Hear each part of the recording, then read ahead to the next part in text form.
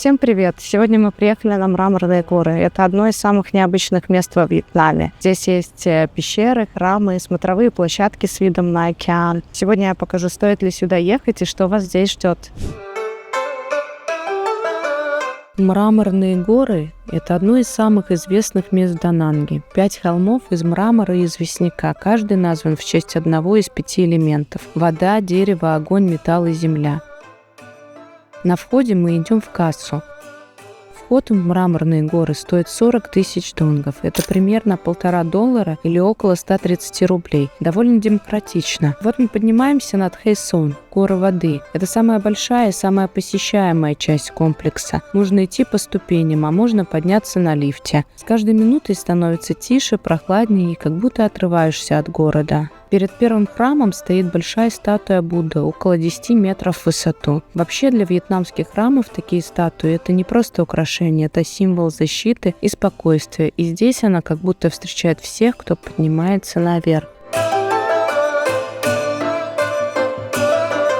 Первый храм на пути – это Линь-Унг-пагода. Сами Мраморные горы издавна считались священным местом, и пагоды здесь начали появляться еще несколько веков назад. Монахи использовали эти скалы и пещеры как места для медитации и уединения. Рядом можно увидеть небольшой двор с павильоном, вокруг которого расставлены статуи. Такие пространства здесь как отдельные тихие зоны, куда просто хочется зайти и остановиться.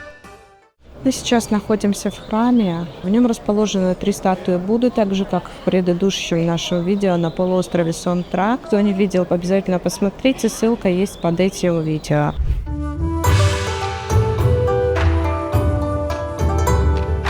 Сразу рядом с пагодой находится небольшая пещера Линь-Ам Кейв. Ее название можно перевести как «пещера духовного уединения». Она не такая масштабная, как главные пещеры на горе, но именно с нее начинается ощущение перехода внутрь скалы. Внутри приглушенный свет, каменные стены и небольшие алтари. Пространство кажется более закрытым, почти камерным, как будто ты оказался в укрытии внутри горы. И именно здесь появляется первое ощущение, что Мраморные горы – это не только про виды снаружи, но и про то, что скрыто внутри.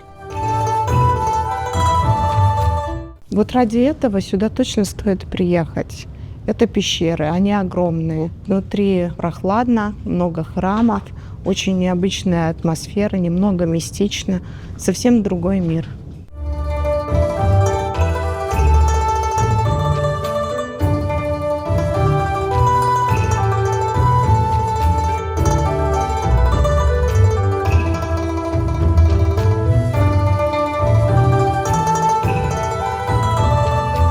Чуть дальше находится Тамтай-пагода, название которой связано с идеей 3 миров в буддизме. Ее основали еще в 17 веке, и с тех пор она остается частью этого пространства. Вообще на Мраморных горах храмы и пещеры тесно переплетены между собой. Ты переходишь от открытых пространств к более закрытым, почти скрытым внутри скалы.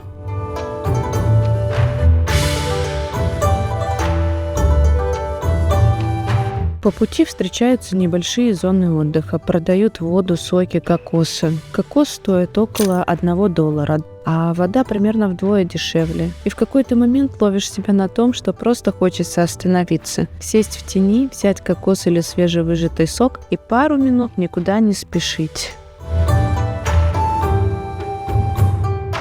Подъем – это отдельное приключение. Лестницы, жара, влажность. Но зато вокруг очень красиво. И чем выше поднимаешься, тем красивее становится.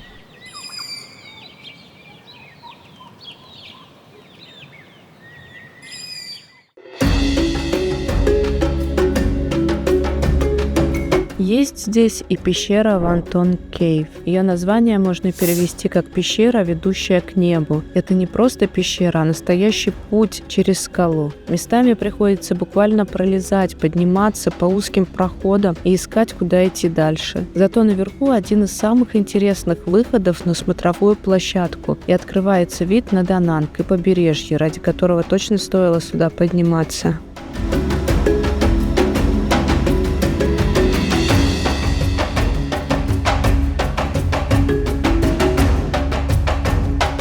И И вот ради этого вида точно стоит подниматься. Сверху открывается прекрасный вид на Дананг и океан. Очень красиво, особенно в ясную погоду.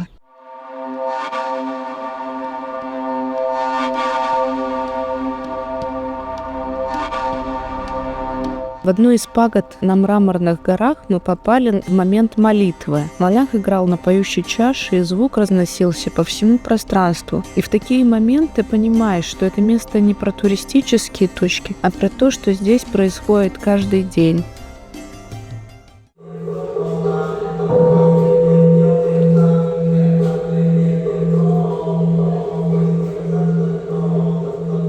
На территории много храмов. Здесь люди молятся, зажигают благовония. Место живое, не просто туристическое, поэтому важно вести себя уважительно.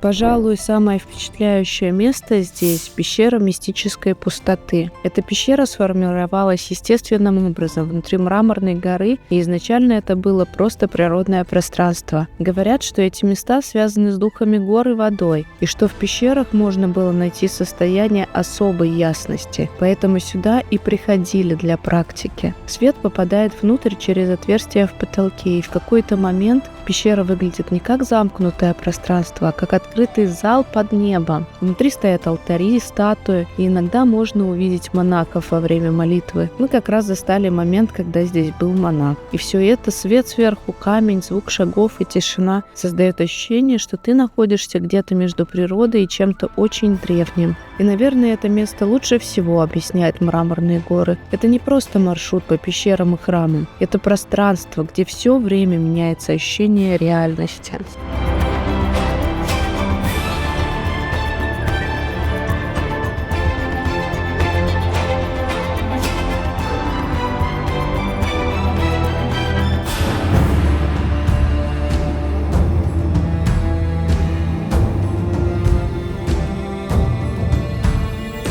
После того, как ты проходишь пещеры и храмы внутри горы, маршрут внезапно начинает идти вверх. И здесь начинается самая физически напряженная часть визита. Подъем на самую высокую точку Мраморных гор – это не прогулка. Это довольно резкая лестница, где шаг вверх ощущается примерно как «зачем я сюда вообще пошел?». Жара усиливает эффект, а влажный воздух делает подъем еще менее романтичным. В какой-то момент ты оказываешься на самом высоком пике горы. И вот здесь происходит то, ради чего вообще все это существует. С одной стороны океан, с другой город Дананг.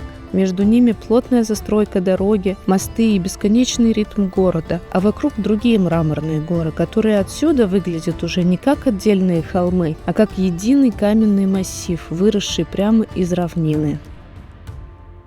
Самое интересное даже не сам вид, а контраст. Внизу ты идешь по храмам, пещерам, туристическим маршрутам, а здесь просто ветер, камень и горизонт. И появляется ощущение, что все, что ты видел до этого, было как бы внутри горы, а сейчас ты вышел наружу в другую систему координат.